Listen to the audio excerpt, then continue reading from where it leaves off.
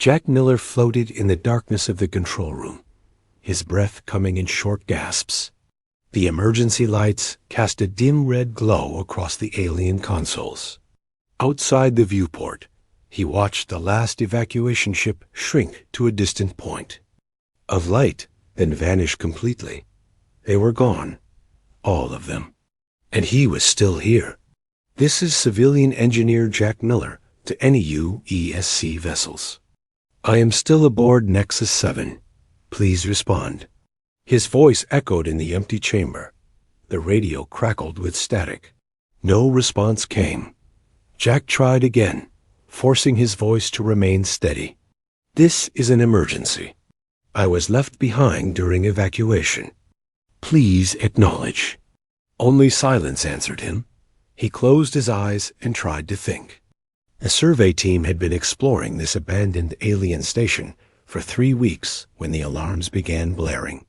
The station's reactor was going critical, or so they thought. Captain Reeves had ordered an immediate evacuation. In the chaos, no. One noticed Jack was missing until it was too late to turn back. But as Jack floated in the control room, watching the diagnostic screens with his limited understanding of the alien language, he realized something wasn't right. The reactor readings were stable, had been stable all along.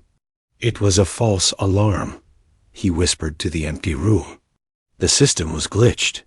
The station's ancient security systems had triggered an emergency protocol, misreading normal power. Fluctuations as a catastrophic failure.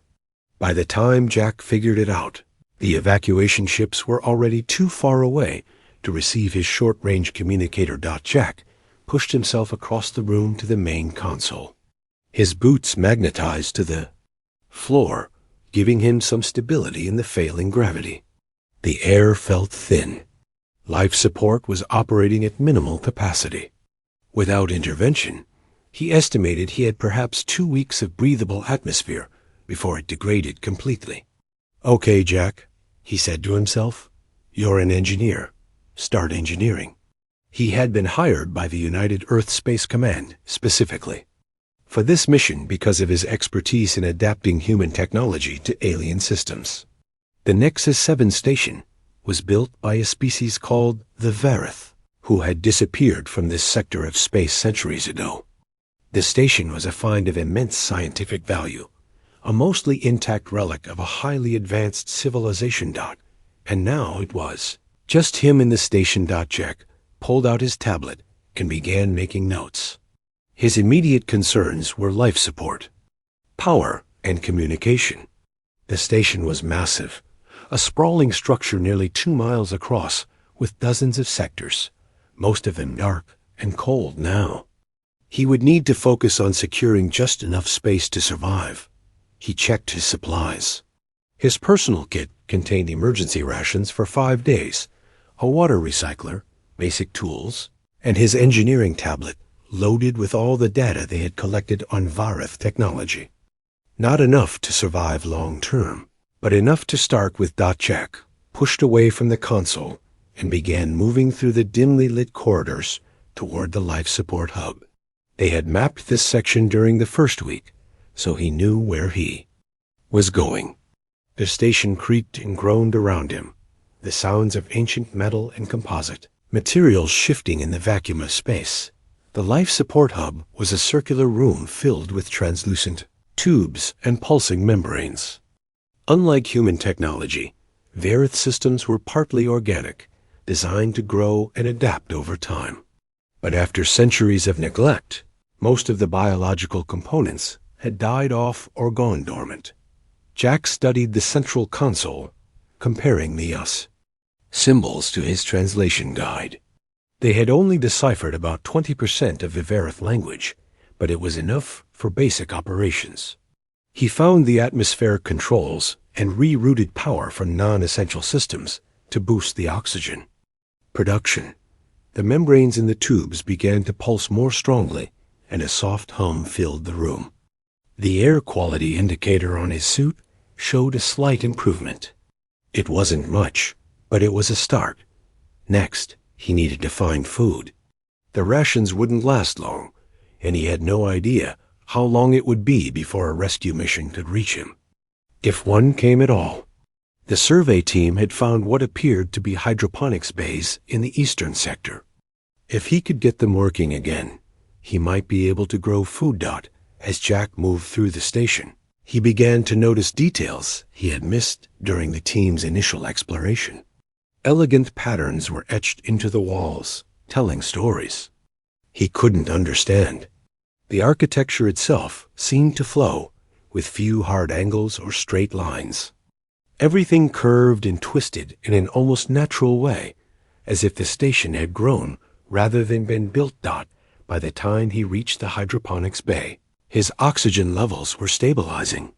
The room was vast, easily 300 feet across, with terraced platforms that once held thousands of plants. Now it was empty and dark, the soil beds dried to dust. Jack found the water circulation controls and activated them. Nothing happened. He tried again, checking his translations carefully. Still nothing. He would need to trace the system back to its source to find the problem. Hours passed as Jack worked his way through access tunnels and maintenance corridors. His suit light illuminated strange mechanisms and technology he couldn't begin to comprehend. Finally, he found the issue, a blockage in the main water line caused by mineral buildup over centuries of disuse. Using his tools, he carefully cleared the obstruction. When he returned to the hydroponics bay and activated the system again, there was a deep rumbling throughout the station. The pipes groaned and shuddered. Then, slowly, water began to flow into the collection basins. It was murky and smelled odd, but his analyzer showed it was free of harmful contaminants. The Varith filtration system was still functioning at some basic level after all this time. That night, or what passed for night when you followed Earth time on a station with no day-night. CYCLE, Jack made a small camp in a section of the crew quarters. He had managed to restore partial gravity to this area, which made sleeping easier. As he lay on his makeshift bed, he stared up at the alien ceiling with its swirling patterns. Day 1, he said quietly. Still alive. The next 3 days fell into a pattern. Jack would wake, check and maintain the life support systems, then explore another section of the station. He was methodical, mapping everything on his tablet, taking samples, and recording his observations. If, when he was rescued, this information would be valuable. On the 4th day, Jack discovered something unusual. He was exploring a section that appeared to be a laboratory when he found a sealed door. It wasn't on any of their preliminary maps. Using his override codes, he managed to get it open. Inside was a small room with a single pedestal in the center. On the pedestal sat smooth, egg-shaped device about the size of his palm. It pulsed with a soft blue light. Jack approached it cautiously. His scanner couldn't identify the material or energy source. He hesitated, then carefully picked it up. The device hummed in his hand, the light pulsing faster. Suddenly, the room was filled with holographic displays, star charts, diagrams, and streams of Varith text. In the center of it all, a glowing figure formed. It appeared humanoid, but with elongated limbs and a head that tapered to a point. The figure spoke, its voice a melodic series of tones and clicks. Jack's translator struggled to process the language, picking out only a few words. Activation new operator ... systems. Online. The figure turned its featureless face toward Jack, seeming to look right at him. Sentinel online, his translator. Finally managed. Identify operator. Jack swallowed hard. Jack Miller. Human. The figure tilted its head. Species unknown. Assessing threat level. Jack held his breath as the blue light scanned him from head to toe. Threat level minimal. Accepting new operator parameters. Station status, critical. Requesting instruction. Jack stared at the hologram, realization dawning on him. This wasn't Just a recording or a simple program. This was the station's AI, dormant until now. He wasn't alone anymore, and maybe, just maybe, he had a chance to survive. 2 months passed on the silent station. Jack sat cross-legged on the floor of what he now called the command center, surrounded by makeshift tools and pieces of alien technology. His beard had grown thick, and his uniform was stained and worn.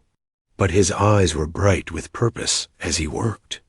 "Try the connection again, Sentinel," Jack said, not looking up from the circuit he was repairing.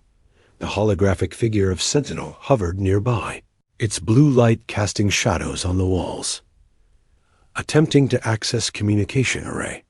Access. Still restricted. Damage to Sector 843 prevents signal routing. Jack sighed and set down his tools. In the 2 months since discovering Sentinel, he had made significant progress understanding the station. The AI's knowledge was vast but fragmented. Centuries of isolation had corrupted portions of its memory, leaving gaps that frustrated them. "Oath, show me the schematics again," Jack said. Sentinel projected a 3-dimensional map of the station. Certain areas glowed red, indicating damage or power loss. The communication array was located in one of these red zones. "If we can't route through Sector 843, we need to find another path," Jack mused. "What about through the maintenance tunnels in Sector 5? "Calculating alternative pathways," Sentinel replied. After a moment, it highlighted a winding route through the station. "This path is viable, but requires manual reconfiguration of junction points." Jack nodded and stood up, stretching his stiff muscles. His living space had improved considerably since those first desperate days. He had restored gravity and life support to 3 full sectors of the station. The hydroponics bay was now producing edible plants, strange alien varieties that his analyzer confirmed were safe for human consumption. They tasted bitter, but provided the nutrients he needed. "I'll head there now," Jack said, gathering his tools. "Keep monitoring the reactor levels. We're still getting those strange fluctuations." "Acknowledged," Sentinel said. "I will continue analyzing the language files you provided. Understanding human communication patterns improves our efficiency." Jack smiled at that. Teaching English to an alien AI had been an unexpected challenge. Sentinel thought in patterns and relationships that sometimes made simple concepts difficult to convey. But they were making progress. He made his way through the corridors of Nexus 7, now familiar with its twisting layout. Some sections had been easy to restore, simply needing power rerouted or systems reactivated. Others remained dark and inaccessible, damaged beyond his ability to repair with limited resources. The maintenance tunnel was narrow, forcing Jack to crawl in some sections. The walls here were different, less decorative, more functional. This was the behind-the-scenes part of the station, where the Verith engineers had worked. As he reached the first junction point, Jack opened the access panel and studied the controls inside. They reminded him of fiber optic systems on Earth, but using crystalline structures instead of glass fibers. He carefully disconnected the primary routing crystal and adjusted its alignment, then reconnected it. Junction 1 reconfigured. He reported into his communicator.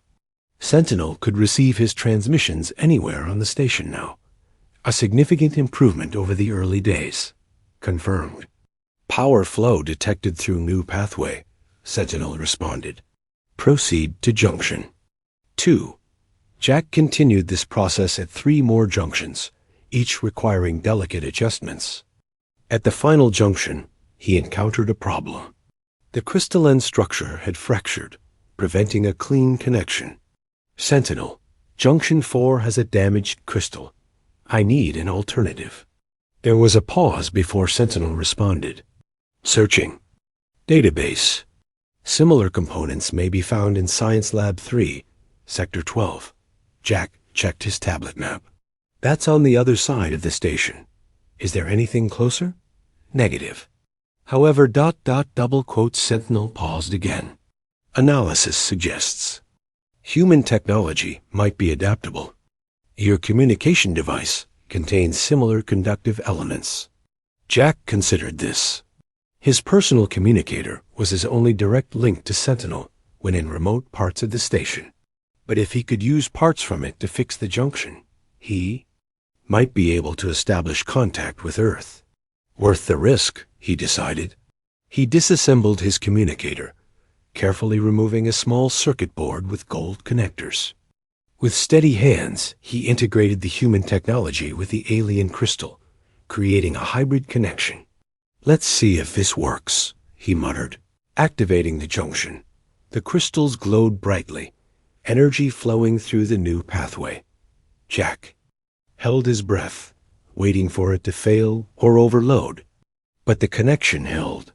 "Junction 4 is online," he reported, using his tablet instead of a now dismantled communicator. "Confirmed," Sentinel replied through the tablet. "Communication. Array is now receiving power. Attempting activation." Jack made his way back through the maintenance tunnels, hurrying toward the command center. By the time he arrived, Sentinel was surrounded by projected displays showing signal strength and range calculations. "Status?" Jack asked, slightly out of breath. "The array is functional, but operating at 28% capacity," Sentinel reported. "Current range is insufficient to reach Earth or any known human outposts." Jack's shoulders slumped with disappointment. How much more power would we need? "At minimum, 60% capacity to reach the nearest human outpost recorded in your database." Jack ran his hand through his tangled hair. "So we need to more than double the current output. The reactor is already straining to power the essential systems." Sentinel's form flickered slightly. "There is another possibility. My records indicate a secondary power source in the lower levels. It was used for research purposes rather than station operations." Jack looked up with renewed interest. "Why didn't you mention this before?" The memory file was fragmented. "Your repair of the junction created new pathways that allowed recovery of this data. What kind of power source is it?" Sentinel projected an image of a spherical device. The Vareth called it a stellar core. It contains the condensed energy of a star fragment, held in stasis. Jack stared at the projection. That's incredible. If it's still operational, it could power the entire station." "Access to the lower levels is restricted," Sentinel warned. "Security protocols require specific authorization." "Can you override them? You've accepted me as an operator." "Negative. These protocols exist separately from my main systems. They were designed to prevent unauthorized access to dangerous research." Jack paced the room, thinking. Then we need to find the authorization. Would the station commander have had access? Affirmative. Commander's credentials would permit entry. And where would the commander's quarters be located? Sentinel highlighted a section of the station map. This area housed senior personnel. The commander's quarters are here. Jack studied the location. It was in an unexplored section, but not too far from areas he had already restored.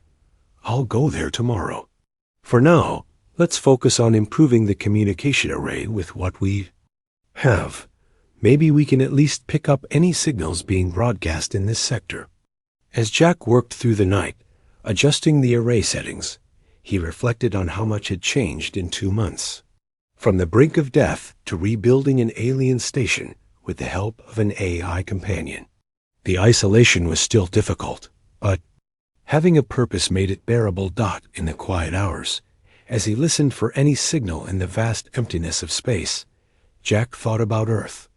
Did they think he was dead? Was anyone looking for him? The Nexus 7 mission had been a low-priority scientific expedition. Would they send another ship just to recover one civilian engineer? As if sensing his thoughts, Sentinel spoke. Your species values individual lives. Highly. This is unusual in my experience. Jack looked up. The Vareth didn't? The collective was prioritized. Individuals served the greater purpose. "Well," Jack said with a small smile, "humans are stubborn that way. We don't like to leave people behind." He paused. "Even if sometimes it happens anyway." The array suddenly emitted a series of beeps. Jack jumped to his feet. "What is that? Did we pick up a signal?" Sentinel's projection expanded. "Negative. The array is detecting an object approaching the station. Estimated arrival, 3 days." Jack's heart raced. "A ship? Is it human?" Sentinel analyzed the data. Configuration unknown. "Not matching any vessel in my database or your records." Jack stared at the projected image of the approaching object. Something was coming to Nexus 7. Friend or foe, human or alien. He had 3 days to prepare. Jack stood in the commander's quarters, examining the strange objects on the walls. The room was larger than he expected, with curved walls and a viewport that looked out into space. After nearly getting lost in the unexplored corridors, he had finally found this place. "Sentinel, are you receiving my video feed?" Jack asked, pointing his tablet camera at the symbols etched into what appeared to be a control panel. "Affirmative," the AI responded through his tablet. "Those are command authorization symbols. The center panel should contain the access codes for restricted areas." Jack ran his fingers over the alien writing. "How do I activate it? There doesn't seem to be any power."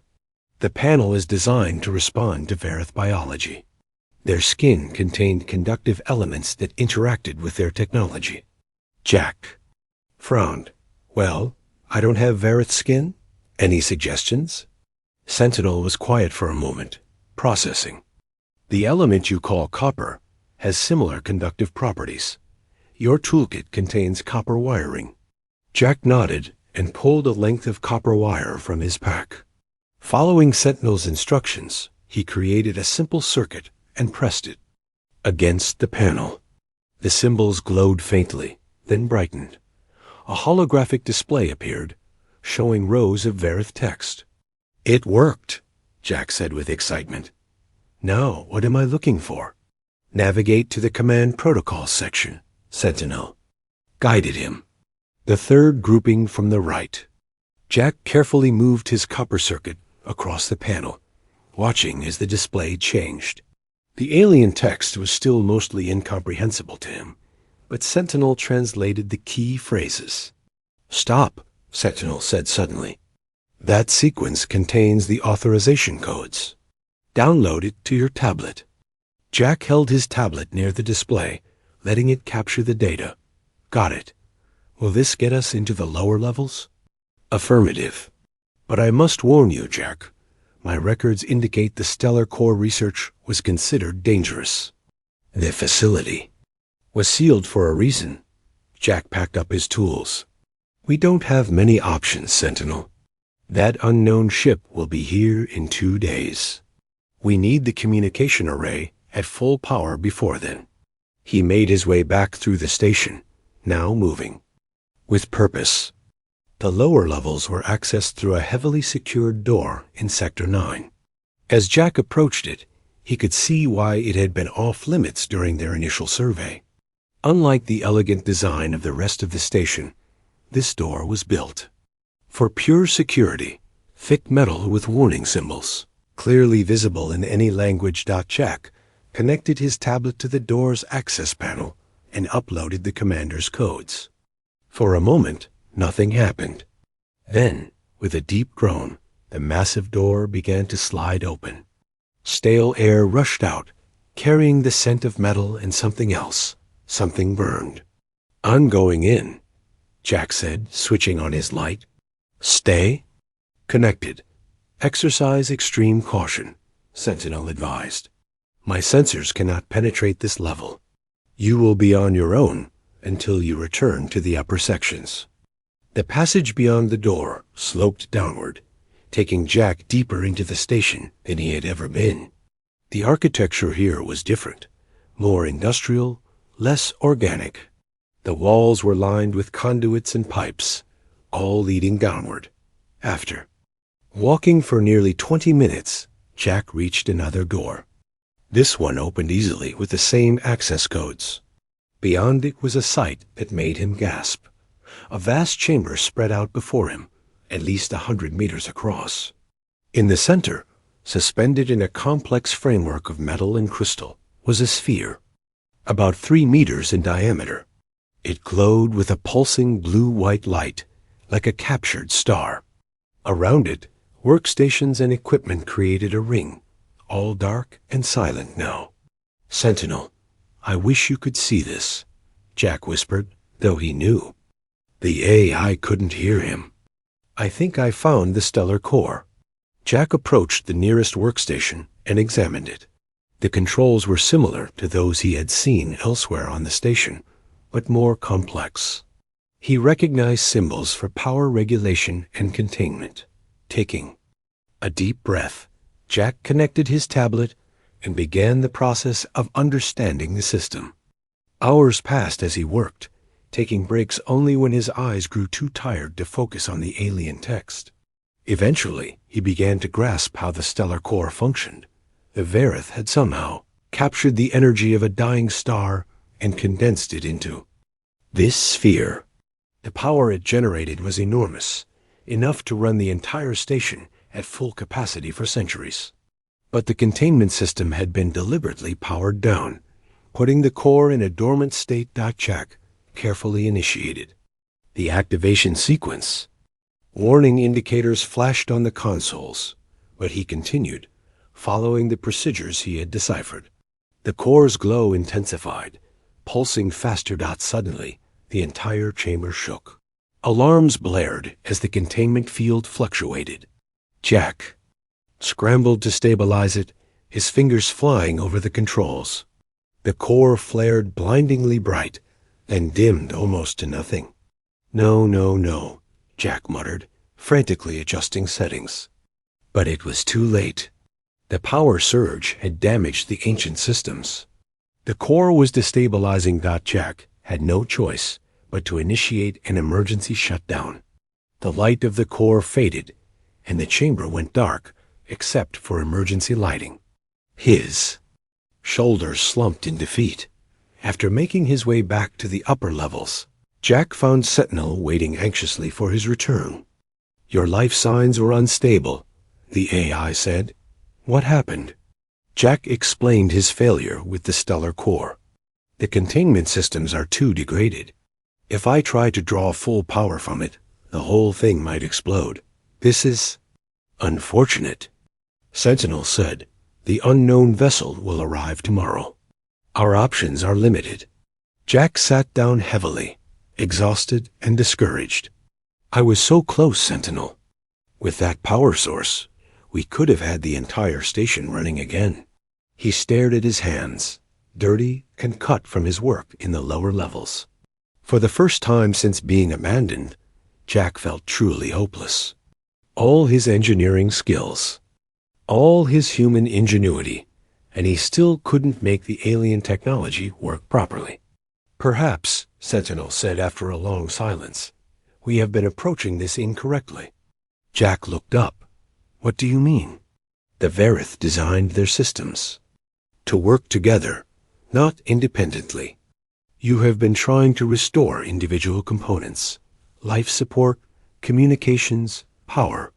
But the station was meant to function as a whole. Like an organism," Jack said slowly, understanding dawning, "each part supporting the others." "Precisely. The stellar core was not meant to power the station directly. It was a research project, separate from the main systems." Jack stood up, his mind racing with new possibilities. "So instead of trying to replace the main reactor with the core, we need to find a way to supplement it. A way to balance the load across all systems." "Yes, and I believe I know how we might accomplish this." Sentinel projected a diagram of the station's power distribution network. "There are junction points throughout the station where power can be rerouted. If we create a balanced network, drawing minimal power from the stellar core while optimizing the main reactor, we might be able to get enough power to the communication array without overloading anything, Jack finished. It would be delicate. The whole system would need constant adjustment to maintain balance. I can perform those adjustments, Sentinel offered, if you can establish the initial connections. For the first time in hours, Jack smiled. Let's do it. We have one day before our visitor arrives. Time to show what a human engineer and an alien AI can do together. Without waiting to rest, Jack gathered his tools and began working on the new plan. The approaching ship was still a mystery, but now he had hope again. Not just of sending a message home, but of truly bringing Nexus 7 back to life. Jack wiped sweat from his forehead as he connected the last power junction. His hands were steady despite working for 18 hours straight. Time was running out. Junction 16 is online, he reported. How is the power balance looking? Sentinels. Voice came through his newly repaired communicator. Power distribution is holding at 63% efficiency. The stellar core is providing supplemental energy without strain on the containment field. Jack allowed himself a small smile. Their plan was working. By creating a network of balanced power draws, they had managed to integrate the stellar core with the main reactor. Neither power source was running at full capacity, but together they were providing more than enough energy for their needs. Redirecting power to the communication array now. Sentinel announced. Jack felt the station hum beneath his feet as energy flowed through systems that had been dormant for centuries. Lights brightened in the corridors. Air circulation improved, bringing fresher oxygen to every sector. He made his way back to the command center, moving faster now that the gravity systems were fully stabilized. When he arrived, the room was transformed. All consoles were active, displays showing station status in vivid detail. Sentinel's holographic form seemed more solid, the blue light more intense. Communication array is at 87% capacity, Sentinel reported. Signal strength sufficient to reach Earth. Jack moved to the communication console. Let's send our message. Standard emergency frequency, continuous broadcast.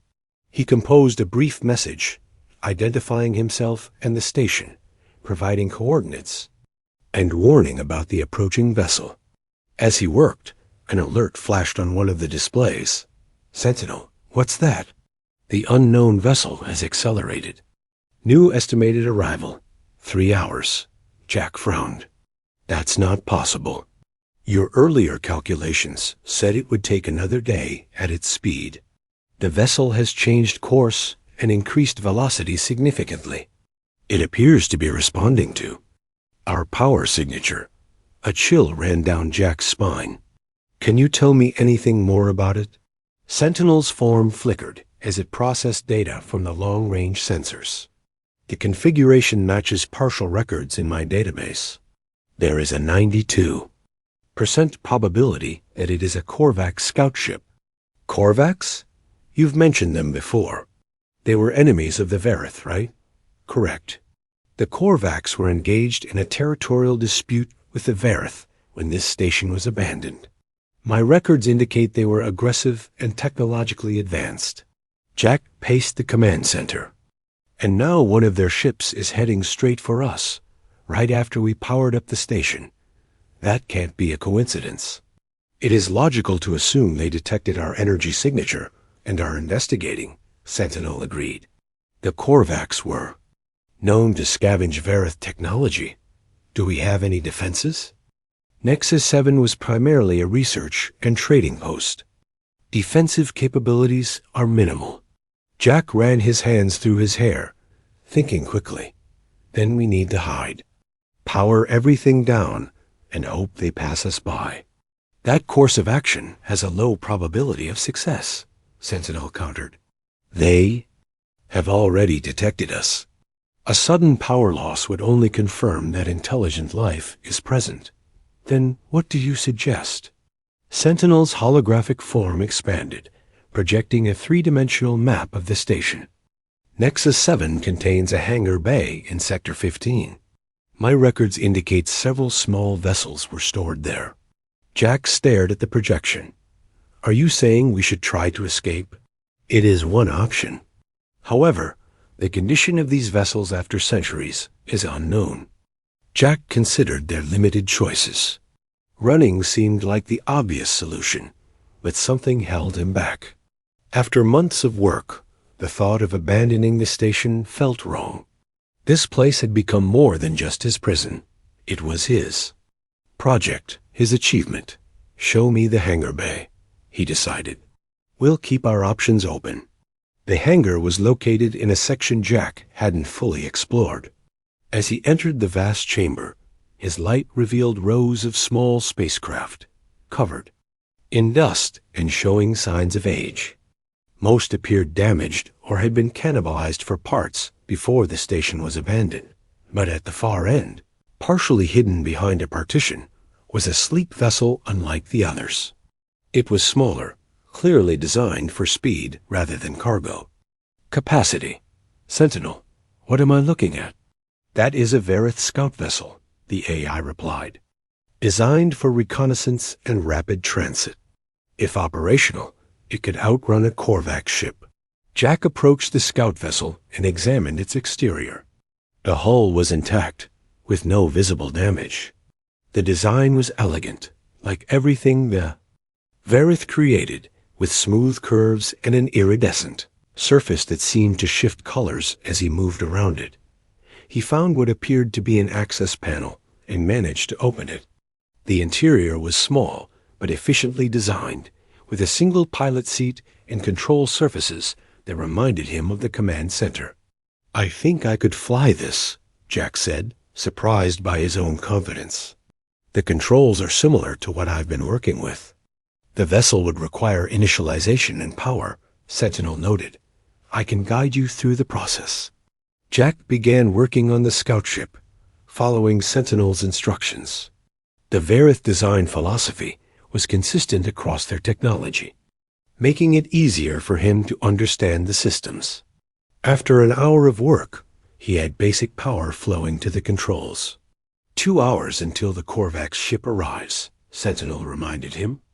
You must decide soon, Jack. Jack sat in the pilot's seat, running his hands over the controls. The ship hummed with potential energy. It represented freedom, a way back to Earth, or at least to a human outpost. But as he prepared the launch sequence, a new alert came through his communicator. Jack, there has been a development. The communication array has received a response to our broadcast. Jack froze. From who? The signal originates from a United Earth Space Command vessel. They are transmitting identification codes matching. The UEC Griffin. Hope surged through Jack. They got our message. How far away are they? Current distance places them 3 days from our position at maximum speed. Jack's hope dimmed. The Griffin would arrive long after the Corvac ship, but the fact that humans were coming changed everything. If he could just hold off the Corvacs. Somehow, buy some time, he left the scout vessel and hurried back to the command center. Sentinel, you said the station has minimal defenses. What exactly does that mean? What do we have to work with? Nexus 7 is equipped with a particle shield and 2-point defense turrets. They were designed to repel debris and small meteoroids, not military vessels. Can we modify them? Increase their power? Sentinel considered this. With our current power configuration, we could potentially amplify the shield strength. The turrets would require significant recalibration to target a vessel. Jack nodded decisively. Let's do it, and I have another idea. He pulled up the station schematics on the main display. These maintenance drones you mentioned before, how many are operational? 17 drones remain in working condition. They are designed for external hull repairs. Perfect. We're going to need them. Jack turned to face Sentinel's holographic form. The Corvacs want Verith technology? Let's show them what happens when human ingenuity meets alien engineering. For the first time in their partnership, Sentinel's featureless face seemed to express something like admiration. Your species continues to surprise me, Jack Miller. What is your plan? Jack grinned, already calculating and planning. We're going to set a trap, and I'll need every bit of power you can give me. The countdown to the Corvac's arrival continued. As Jack prepared his defensive Nexus 7, he was no longer just surviving on the alien station. He was fighting for it. The Corvac ship emerged from the darkness of space like a predator, its hull gleaming with a metallic sheen. From the command center, Jack watched it approach on the main display. The vessel was smaller than he expected, about the size of a Earth cargo shuttle, but bristling with what could only be weapons. They are scanning us, Sentinel reported. Our shields are holding. Jack nodded, his face set with determination. Begin the first phase. Outside the station, maintenance drones moved into position. Jack had reprogrammed them for a new purpose, far from their original function. Each drone carried a small power cell connected to the station's energy grid by a thin tether. Drones in position, Sentinel confirmed. Power cells charging. The Corvac ship circled the station cautiously, continuing its scans. A transmission came through, filling the command center with harsh, clicking sounds. Can you translate that? Jack asked. Partially, Sentinel replied. They are demanding surrender of the station. They claim ownership of all Verith technology in this sector. Jack laughed without humor. Well, they can't have it. Are they in position? The Corvac's vessel is approaching Docking Bay 2, as predicted. Perfect. Activate the power cells. Around the station, the drones released bursts of energy, creating a pattern of power signatures that mimicked escape vessels launching. On the display, Jack saw the Corvac ship react immediately, changing course to pursue the false targets. It's working, Jack said. They think someone's trying to escape.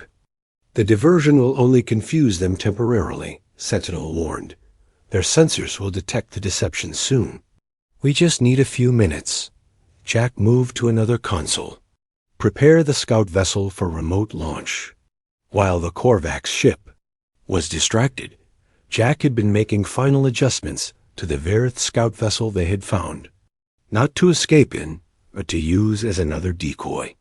He had rigged it with a simple autopilot and a power signature that would read as a high-ranking officer fleeing the station. Scout vessel ready, Sentinel announced. But the Corvacs are returning. They have destroyed 3 of our drones. Launch. The Scout now. The small Verith ship shot from the hangar bay, accelerating rapidly away from the station. As Jack had hoped, the Corvacs immediately changed course to pursue what appeared to be a more valuable target. That buys us more time, Jack said. Now for the hard part. He had spent the last hour modifying the station's point defense turrets. Designed to destroy small meteoroids, they lacked the power to damage a warship. But Jack wasn't trying to destroy the Corvac's vessel, just disable it. Reroute power from sectors 3 through 7 to the main reactor, Jack ordered. Prepare for energy spike. Warning, Sentinel's voice took on an urgent tone. This power level exceeds safety parameters. Station structural integrity may be compromised. We only need one shot, Jack insisted. When they come back around, they'll be in perfect position. The Corvacs had quickly realized the scout vessel was another decoy. Their ship was returning to the station, weapons charged and ready. They had fallen for Jack's trap twice. He doubted they would be fooled again. Target locked, Sentinel reported. Firing solution calculated. Jack took a deep breath. Fire. The modified turrets fired simultaneously, but instead of solid projectiles, they released a concentrated electromagnetic pulse. Jack had combined Verith shield technology with the turret's power system to create a weapon the Corvacs wouldn't expect. The pulse hit the alien ship directly. Its lights flickered, then went dark. The vessel drifted, powerless, in space. Direct hit, Sentinel confirmed. Corvac systems are offline. Estimated recovery time, 18 hours. Jack let out a whoop of triumph. We did it! That's more than enough time for the Griffin to get here. His celebration was cut short by warning alarms. The command center shook violently, throwing Jack to the floor. Critical power surge detected, Sentinel reported, its voice distorted. The reactor containment is failing. Jack pulled himself up, staring at the readings in horror. The power they had channeled through the modified turrets had caused a feedback loop in the main reactor. The entire power network they had so carefully balanced was now collapsing. Can we shut it down? Negative. The surge has damaged control systems. Estimated time to catastrophic failure, 15 minutes. Jack's mind raced. Everything he had worked for was about to be destroyed. Not just the station, but all the knowledge it contained, the Verith technology, the star charts, the scientific discoveries. It would all be lost. The stellar core, he said suddenly. Can we use it to absorb the excess energy? Sentinel's hologram flickered as it calculated. Theoretically possible, but the containment field is not designed for such input. It would require manual adjustments at the core itself. Jack was already moving. Guide me there. Tell me what to do. He raced through the station, descending to the lower levels where the stellar core pulsed with blue-white light. The chamber shook with increasing violence as the reactor destabilized. Following Sentinel's instructions, Jack began reconfiguring the containment field, his hands moving with practiced precision despite the danger. The core brightened as it began drawing power from the overloading reactor. It's working, Sentinel reported. Reactor surge decreasing. But the core containment field is becoming unstable. Jack worked frantically, adjusting and balancing, trying to keep the delicate equilibrium between the two power sources. Sweat poured down his face as the temperature in the chamber rose. Core containment at critical levels, Sentinel warned. You must evacuate the chamber immediately. Not yet, Jack insisted. Just a few more adjustments. With one final calibration. He felt the station settle. The violent shaking subsided to a gentle tremor, then stopped completely. The core's light stabilized, pulsing in a steady rhythm. Incredible. Sentinel's voice held genuine awe. You've created a self-sustaining energy cycle. The reactor and the core are now in perfect balance. Jack staggered back from the controls, exhausted but triumphant. Is the station safe? Affirmative. All systems stabilizing. And Jack, the power output is 300% higher than original specifications. Nexus 7 is now operating beyond its designed capacity.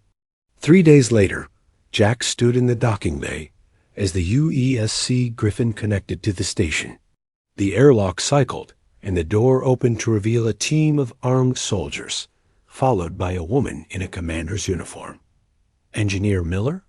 She asked, looking at him with obvious surprise. On Commander Lisa Hayes, we received your distress signal. Jack smiled, aware of his ragged appearance and wild beard.